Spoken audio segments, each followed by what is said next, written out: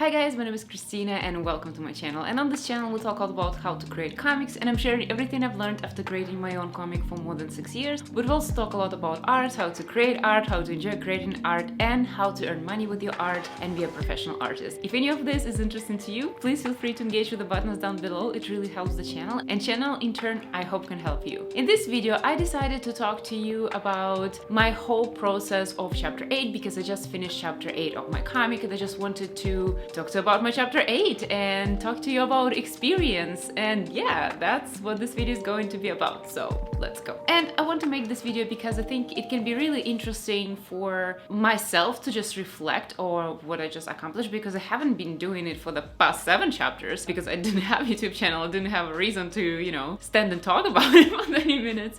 But also I just think it's kind of important to just look at the body of work that you just completed and assess it, analyze what's happened, reflect, and at the same time I thought it can be valuable for you guys to get a glimpse of what it is like. And also that's why I have Drawing Session podcast on my channel, when I'm showing you how exactly it feels like when you're drawing. And overall I want to let you in on my process, and maybe it can inspire you to create, or can be just interesting. So how I decided to structure this video, I decided to kind of interview myself. It sounds pathetic, and it is. But I don't know another way to do it. So yeah, wrote some notes, and basically kind of asking myself of different aspects of working on this chapter was basically to just give myself some bullet points to start with, and then to just structure this video somewhat. Otherwise it's gonna be just me chatting around with no structure, which we don't want. For the full transparency, I didn't completely finish this chapter yet. I have to complete 2 pages, but I think it's pretty clear to me what's going on in these pages. They are all in progress, and overall I think nothing gonna happen during these 2 pages that's gonna change drastically all my answers to my interview question, to the questions that I wrote myself. But basically I think it's as good time as any time, and it's still fresh. Maybe it's even good that I'm still working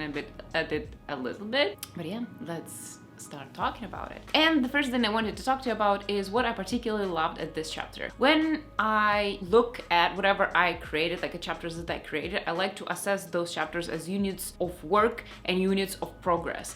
And I like to, when I approach the chapter, have a clear idea of what I want to improve in my drawing or in my writing. Basically I want to know what I want to improve, and then looking back at the chapter I can assess, did I succeed, did I not, when I'm just testing some things out and realizing how I'm gonna proceed with this later. And if I'm doing some sort of improvement, I doing it in chapters. I'm not doing it mid-chapter just because it wouldn't make sense to all of a sudden for something to just, change. Even though if I'm working on my chapter, obviously if my skill goes up, it's great, right? It can be bad. But for example, if I decide to draw something through significantly more detailed, I will implement this improvement with the next chapter. With chapter 8, I really try to bump up the quality of the backgrounds, and I really try to bump up the quality overall. My constant agenda with me creating my comic is kind of balance time and quality, and I always want the time that takes me to produce a page go down and the quality always go up. And this is kind of something that I always want to balance. And overall it's something that naturally comes with drawing a lot and with just gaining experience. You just start doing things faster and you start doing them better. And to me this is also like things that I constantly keep in mind. And for me this time, even with chapters previously, chapter 5, 4 and 6 and 7, for the last 4 chapters, the whole idea was to improve the speed without sacrificing quality. What happened with my voice here? I don't know. The idea was to improve the speed mostly because this is where those chapters, I started working on them after I was on hiatus for my comic, and I wanted to prove myself that I can actually work on this really fast and I can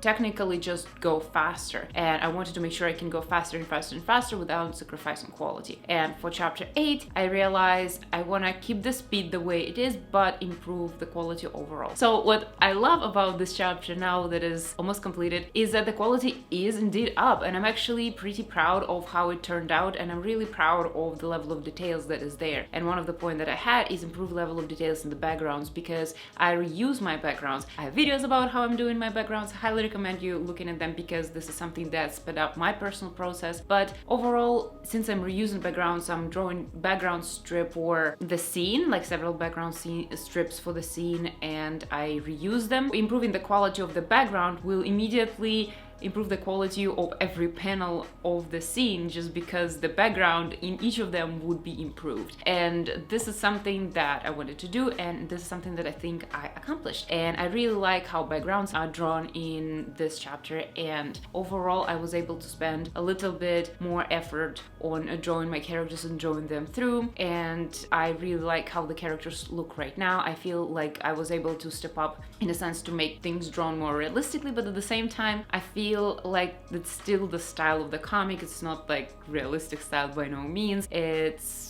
still stylized style of my comics, and I feel like I like the balance. So this is what I really liked drawing about this chapter. What I really liked writing about this chapter is that this chapter significantly moves the plot forward. And in this chapter we are following two of my main characters, and this doesn't happen every chapter. Tsukai is one of the protagonists and Kuroi is another protagonist. Tsukai is a primarily protagonist at this point, even though for the story they're both equally important. However, since the story kind of opens with Tsukai as the protagonist closer to the reader, because she doesn't know about this world, and I need to spend some time with her and introduce the world through her perspective, as well as she is the character who kind of solving the mystery of this world actively and mystery about herself, and that's why we just spending time with this character overall, and her arc in the story is realize how she fits into this world, and ultimately how does the reader fits in this world and what journey the reader would be following throughout the story. Kuroi is an important character, however his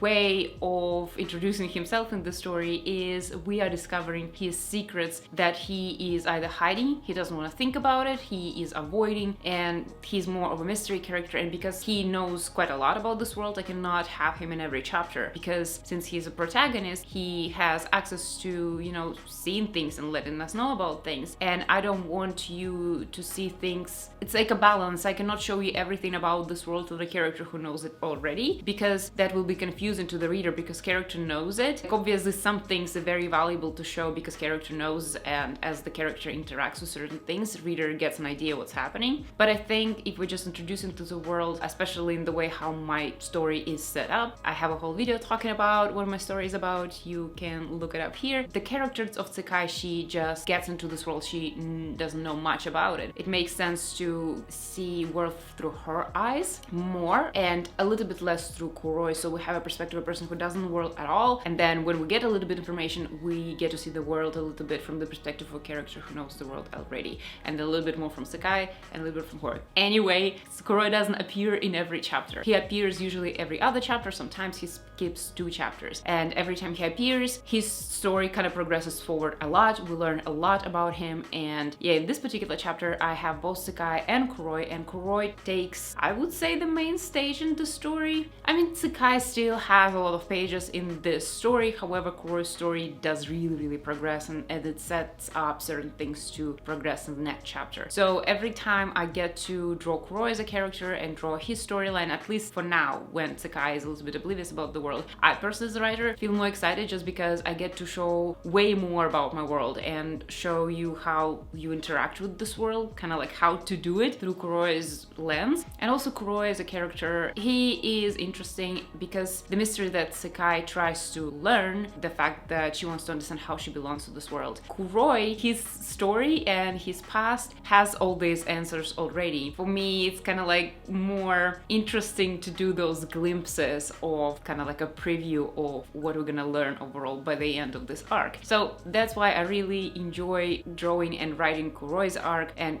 Kuroi's chapters and Kuroi scenes. So that's also what I liked about the story, because I got to progress world a lot, show the world way more, and get some trailers and glimpses about this character. And yeah, this is another thing that I really liked about this chapter, and the thing about Tsukai, because she started to have, like, right away as she gets to this world, she starts having visions that she doesn't quite understand what they mean, and I'm not yet telling people what they mean, but every time she sleeps or she's unconscious, basically every time she's not conscious, she sees something, and this seems to be oddly specific, oddly strange. It feels very informative, and she doesn't understand why she's seeing it, what exactly she's seeing, can she trust those visions, what do they mean. But those visions are actually very important, and as a writer I know that those visions show actual truth about this world, what was happening throughout different times, so I'm able to again kind of jump around my world and whatever's happening in this world, and show a little bit more, also like can expand this world a lot. And Sakai has a major vision in this chapter,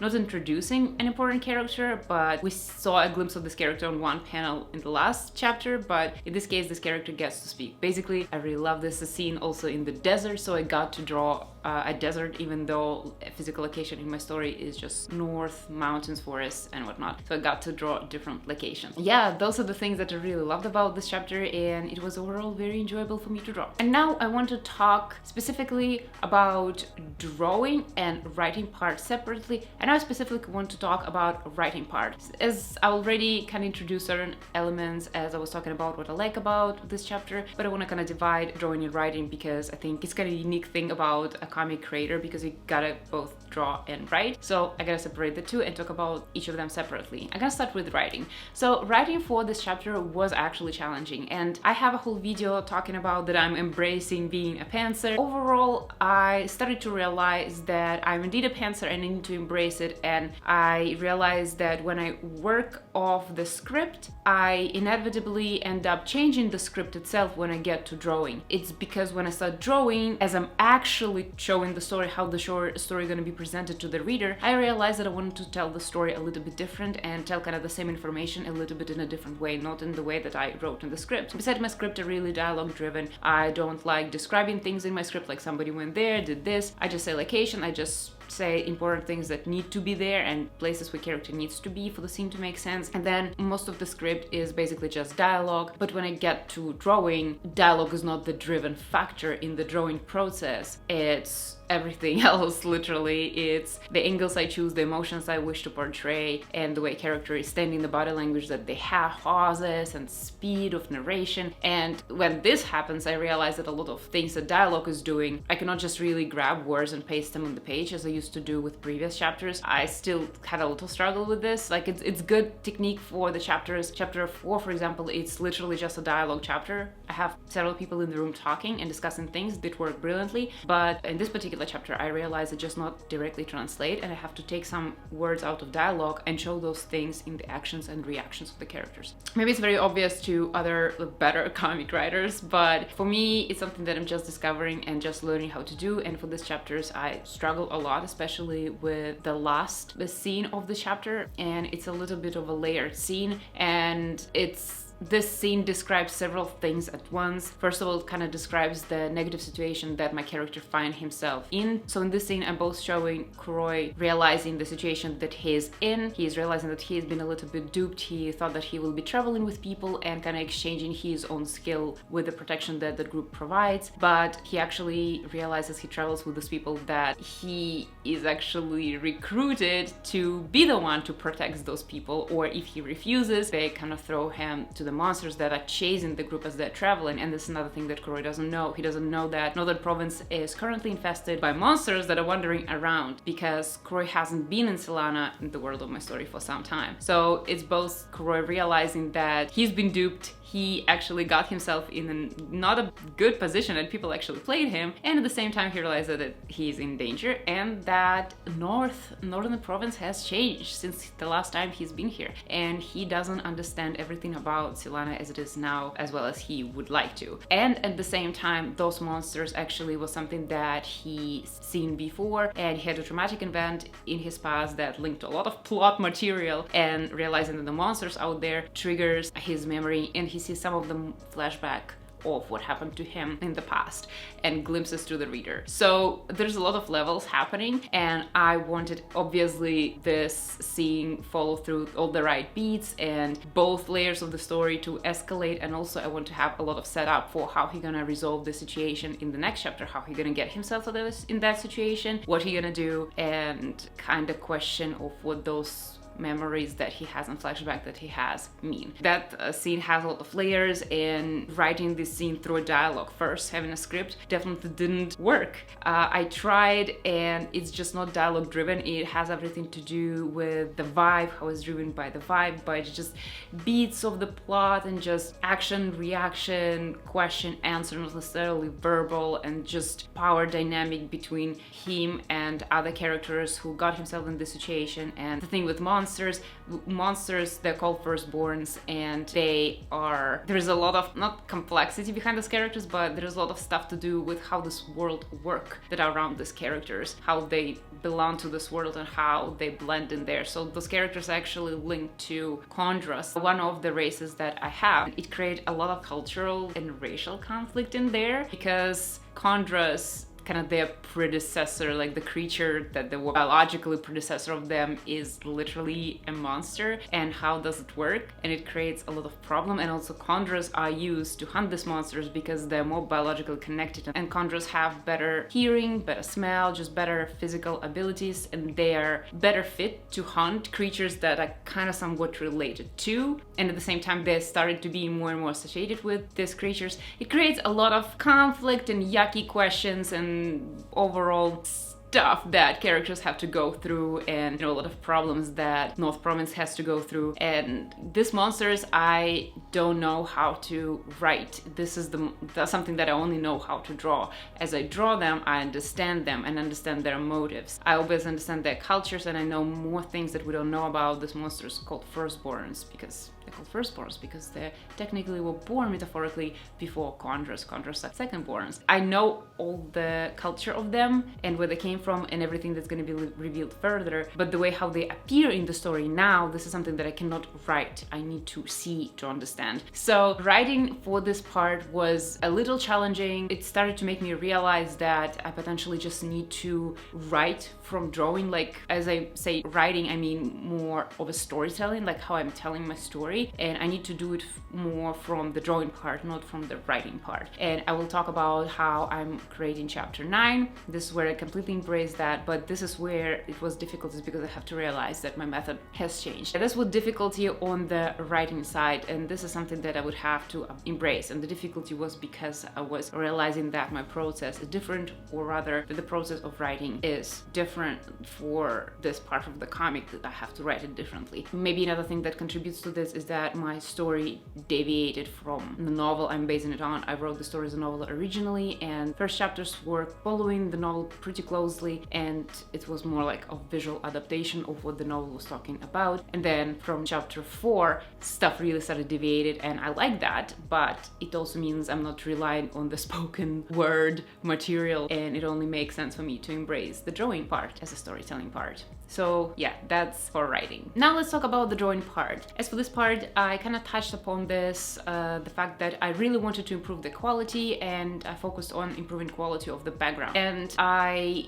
love what I did there. And another thing that I try to do with my backgrounds is use colors more in a smarter way. And I don't know if I'm succeeding in this. It's something that I need to still be considering, because every time I'm drawing something, I want to make it as beautiful as possible. So I want my colors to be as vibrant as possible. I want everything I draw be just as beautiful as possible. However, it's not always a smarter move. The smarter move sometimes is to follow atmosphere and just use whatever I'm drawing to improve the storytelling and improve the story that I'm telling overall. And sometimes it's a struggle for me, because I know that the scene's supposed to be very dark and grim and weird, but at the same time I just really want to draw through those details. I want to add pretty colors. I know that it might be clashing with what the story is trying to tell. Sometimes it works. Sometimes I still make it pretty and still make it work with the atmosphere and the vibe of the scene, but sometimes I know how it is clashing a little bit, and this is something that I want to improve. But overall, I'm happy with how I was able to improve details. Also, something that I really try to do more is to work with transitions. I already did it in chapter 5, and by transition I mean transitions of the background. Like, for example, if you have evening and then there is sunset and the sun setting and lighting is changing, to still be reusing backgrounds, but at the same time make my backgrounds sort of dynamic so they change. And I also like to keep this kind of link between the scenes that I'm working on. So for example, if I'm working on Sakai's scene, Sakai's traveling in the north and then Kuroi's traveling in the north, I have transition where Sakai's seeing how the sun is setting and then her scene is over, and then we see the sun continue to set in Kuroi's scene, and we know that this is a kind of chronological scene, so they go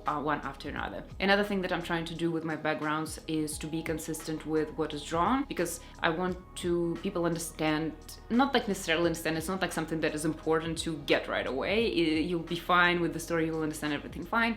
But for people who are paying attention, I want them to be rewarded with understanding a little more. So there are certain landmarks that are in the north, and if the reader keeps in mind that both Kuro and Sakai are going southward, you will be able by those landmarks, like certain mountains, understand where they are in relationships to each other, where those characters are. And Kuroi is several miles ahead of Sakai, and that Sakai is following behind. And I want to have this consistency. There are certain mountains that are some of the historical sites from the far past, and I wanted to be appearing in both of the scenes of Kuro and Sakai to kind of remind also the reader where the north is, where the south is, and where each characters are in relationships to each other. So yeah, this was amazing. And also, as I said previously, I got to draw desert for Sakai's scene where she has these visions, and drawing desert was amazing because most of my story at this point was set, well, not most, all my story was set either in the northern province with the forests and distant mountains, like overall Nordic nature, and Toronto, because the other part that is set in the real human world that is called just the world in my story is set in Toronto. And this is something that I've been drawing also, so just the only settings, like different variations that I've been drawing. And by Toronto I means obviously different streets, interiors of buildings or condominiums and whatnot. So but still I feel like desert was something completely different. The first time for like years and years of creating my comic, I got to draw something different, and I really enjoy it. And in chapter 10 I will get to draw some more. So for now I am able to do it only through memories of the characters or visions that characters are having. I will be able to do it later with characters who actually are in these locations. Now it's just exciting for me. And also, as I said, just drawing this new character that is introduced through Sakai's vision. Her name is Dosair, and she, I don't know, I really like drawing her because I think she's beautiful looking and cool looking character. I don't know, she's unusual, she has this edginess to her look, and she is an Easterner, and I like drawing Easterners because it's just, I don't know, this is visually people that I like drawing. I don't know, I like. So I think they're very beautiful. Easterners have darker skin, and depending on which race they belong, they either have black hair or their hair are white, but because they already have a lot of melanin going on, the white hair on them look like golden. So I really like drawing them, and I like showing glimpses of their culture, and Dosair is very important character to the story, very important. And I like introducing her and introducing the magic, that drawing magic that she's using. I love it. Yeah, this is the things that I absolutely loved for drawing part. And in the end, I want to talk a little bit about the challenges that overall I had with creating this chapter. And those are not drawing or writing related. Those challenges will be completely separate about just my drawing process. And first challenge is that I had to interrupt drawing with this chapter twice. And this is something that I don't like doing. I don't like interrupting my creative process. Not like my creative process, but my process of working on the chapter, because it takes time to get back a little bit. Because the more drawing, if you're drawing pages every day, it's like you know already you'll be drawing. You know exactly how to draw this jacket in this lighting, you know how to draw this hair in this lighting, you know everything. You draw the same location and the same things again and again and again, and you draw really fast. And this is something that is contributing to speed and to overall easiness of creative process or working on the panel and working on the pages. So I don't like taking breaks. I don't like not drawing for 3 days or more, because I definitely feel that it slows me down, and I not necessarily make drawing moves, the ones that are immediately right. Sometimes I draw and have to redraw a little bit and then just correct it a little bit. But if I'm drawing consistently, I know exactly where to put which color, how to draw everything. And yeah, sometimes my hands would feel rubbery if I didn't draw every day. I don't like taking breaks, and I don't like taking long breaks. But with this chapter, I had to. And I took 2 breaks. One break I took in the fall of 2020, in the early fall. The both I took in the fall, but one I took early in the fall because I realized that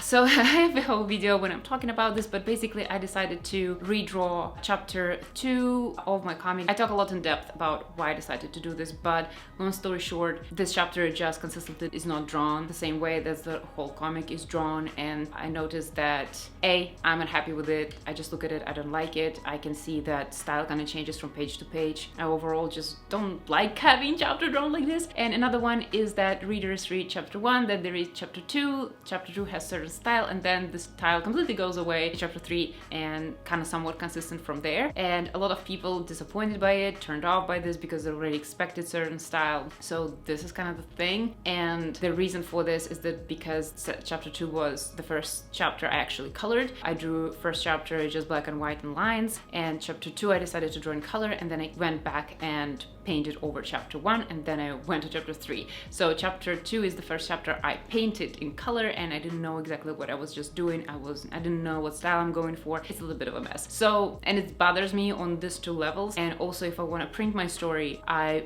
want to drawing to be consistent. I don't want you to open, first 5 chapters volume that I printed and, open in random places and feel like different artists contributed to this thing. I didn't want that. So I went back, I decided finally to do this, and I decided to redraw it. And that took me 2 months. It was a big undertaking. I was apprehensive of doing this, but I finally decided to do it in autumn, and I did. And I had to also touch up chapter 1, and I had to touch up chapter 3. So it was a very big project. So I wasn't working on chapter 8 for 2 months. And I came back to chapter 8, and then I got a really big commission for my freelance. I usually do freelance constantly, all the time. I always freelance. I have several freelances ongoing on top of my comic, on top of my YouTube, and on top of my day job, just because I really love what I do, and I like doing that, and I do things fast, and I just like having several things at once going, and overall I like earning coin. So I always have freelance going on, but this particular freelance that I got had small timeline, so I had to complete everything in 3 weeks, and it was actually visual effects work, and so it was really time consuming. Not only that it's time consuming, it is also consuming on the computer power, because I have to have a lot of very heavy programs running all the time, and the programs that I'm working with are very heavy, and in order for me to go and switch to my comic, I have to close all this program, clean my cache, ideally restart my machine, open everything up, open Photoshop, and then if I have to go to freelance, I have to go repeat the process, so to get the most performance out of my computer, because just VFX, visual effects for movies, guys, it's very heavy. In the studios we have render farms, we have computers, a lot of computers connected to each other in one room where you can send things to render, and have overall extremely powerful computers, and a lot of them, right? A lot of artists are working, but if you do a freelance VFX, you have just yourself and you have one computer, and yeah, it takes a lot of time, it takes a lot of energy from the computer, and I realized I have to take a pause from my comic for 3 weeks to complete this project, and it was very demanding. Yeah, I had to take this break, and this overall slowed me down, because not only it slowed me down for the time that I took a break, but it also slowed me down because I had to come back to the chapter and,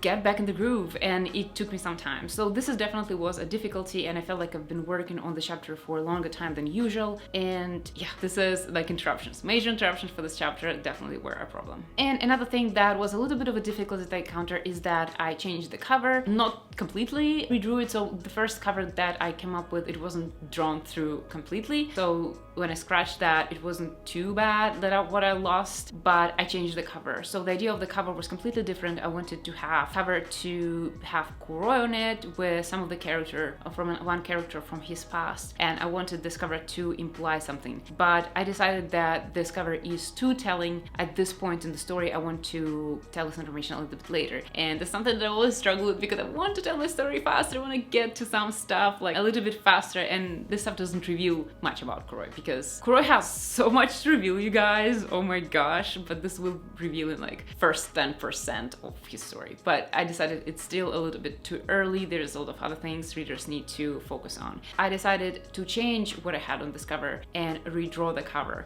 But again, redraw is a strong word. I didn't draw that one completely, but I actually kept the colors there, because my friend actually took a picture of sunset, and she said that the sunset and the clouds looked like my drawings. And this was very sweet that she said that. And sure enough, when I saw the picture, it was like, yeah, looks like something that I would love to draw. And I decided to use this sunset as a base for the sky for the cover. And maybe I changed the subject of the cover, but I kept the sky and it fits. I will have a whole video talking about this cover, and if this video is out already, I'm gonna link it over there. How many videos you can link?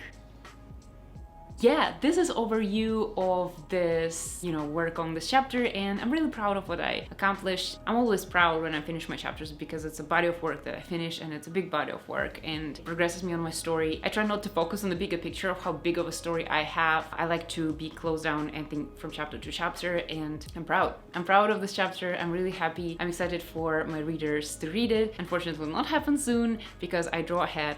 My readers are currently in the 17th, 16th page of chapter 7, and chapter 8 has 50 pages, so they will not be experiencing the whole chapter for at least a year or more. I'm publishing a page a week, so for more than a year. But it's good for me. It doesn't stress me out that I don't have to draw fast because I have to publish something. I like being this ahead, but at the same time, I have to wait till my readers get to experience this chapter. But I'm excited for them to experience this nonetheless. Thank you so much, guys, for watching. I hope you like this video. Let me know in the comments down below what you think about my process, and if you have your creative process and you just finished something, please share your thoughts. Let's talk. And I hope you're having a good day, and thank you so much, guys, for watching. I hope to see you in the next one.